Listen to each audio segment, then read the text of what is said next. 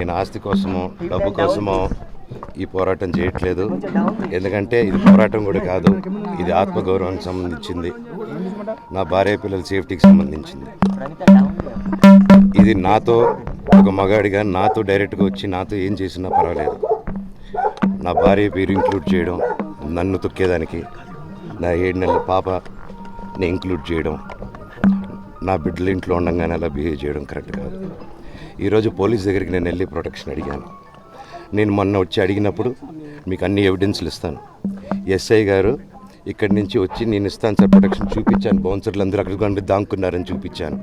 అది కొంచెం చూసి ఓకే సార్ మీరు ధైర్యంగా ఉండండి, మేము ఎక్కడికి వెళ్ళట్లేదని చెప్పి మాట్లాడి పారిపోయారు.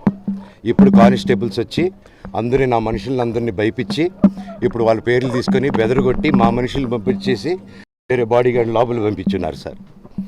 ఏం జరిగిందండి అసలు? జరగదు కాదు సార్. ఫస్ట్